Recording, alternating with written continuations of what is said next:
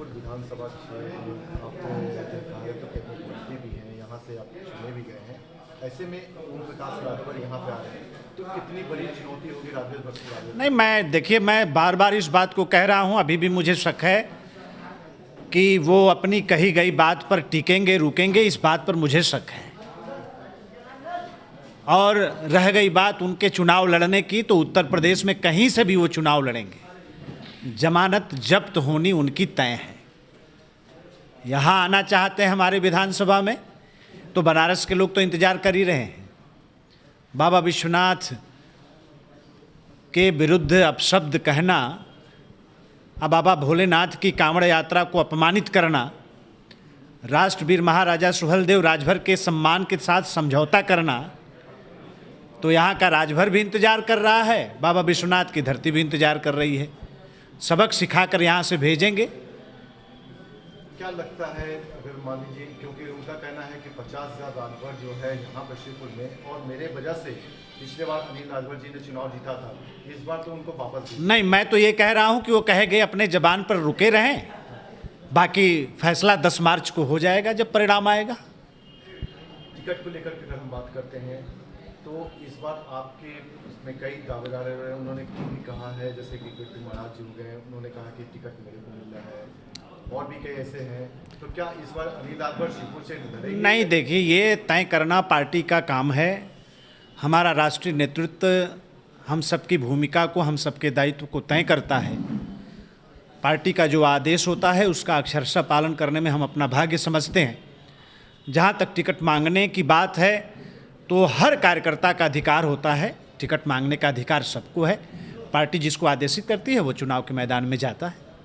कितनी सीटें लेकर के इस पर आएंगे? 300 के पार का नारा हमारे श्रद्धेय राष्ट्रीय अध्यक्ष जी ने दिया है, उसका पालन करेंगे। 2017 की पुनरावृत्ति होगी और 2017 से भी मजबूत और सशक्त सरकार बनाएंगे। पूर्व राष्ट्रपति डॉक्टर अब्दुल अंसारी जी ने कहा है कि अल्पसंख्यक भारत में जो है ना सूचित नहीं है, इसको लेकर के क्या कहेंगे? क्योंकि देखिए, ये कांग्रेस का कल्चर रहा है और भारत के खिलाफ बोलना जैसे लगता है कि कांग्रेसियों के खून में शामिल हो गया है। आज अब आत्मनिर्भर भारत की परिकल्पना जो धरती पर चरितार्थ हो रही है, ऐसे लोगों को अच्छा नहीं लग रहा है।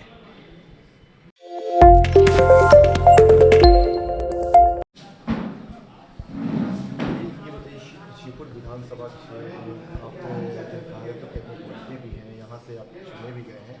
ऐसे में ओम प्रकाश राजभर यहाँ पे आ रहे हैं तो कितनी बड़ी चुनौती होगी राजेश बख्शी? नहीं, मैं बार बार इस बात को कह रहा हूँ, अभी भी मुझे शक है कि वो अपनी कही गई बात पर टिकेंगे रुकेंगे, इस बात पर मुझे शक है। और रह गई बात उनके चुनाव लड़ने की, तो उत्तर प्रदेश में कहीं से भी वो चुनाव लड़ेंगे, जमानत जब्त होनी उनकी तय है। यहाँ आना चाहते हैं हमारे विधानसभा में, तो बनारस के लोग तो इंतजार कर ही रहे हैं। बाबा विश्वनाथ के विरुद्ध अपशब्द कहना, अब बाबा भोलेनाथ की कांवड़ यात्रा को अपमानित करना, राष्ट्रवीर महाराजा सुहेलदेव राजभर के सम्मान के साथ समझौता करना, तो यहाँ का राजभर भी इंतजार कर रहा है, बाबा विश्वनाथ की धरती भी इंतजार कर रही है। सबक सिखाकर यहाँ से भेजेंगे।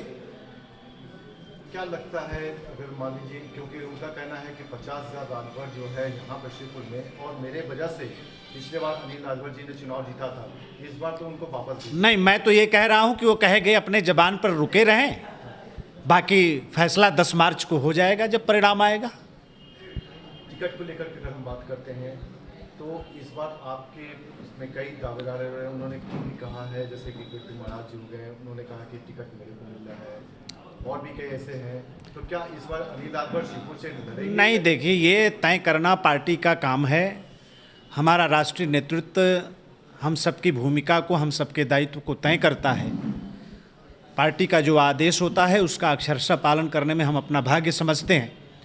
जहाँ तक टिकट मांगने की बात है, तो हर कार्यकर्ता का अधिकार होता है, टिकट मांगने का अधिकार सबको है। पार्टी जिसको आदेशित करती है वो चुनाव के मैदान में जाता है। कितनी सीटें लेकर के इस पर आएंगे? 300 के पार का नारा हमारे श्रद्धेय राष्ट्रीय अध्यक्ष जी ने दिया है, उसका पालन करेंगे। 2017 की पुनरावृत्ति होगी और 2017 से भी मजबूत और सशक्त सरकार बनाएंगे। पूर्व राष्ट्रपति डॉक्टर अब्दुल्ला अंसारी जी ने कहा है कि अल्पसंख्यक भारत में जो है ना सुरक्षित नहीं है, इसको लेकर के क्या कहेंगे? क्योंकि देखिए, ये कांग्रेस का कल्चर रहा है और भारत के खिलाफ बोलना जैसे लगता है कि कांग्रेसियों के खून में शामिल हो गया है।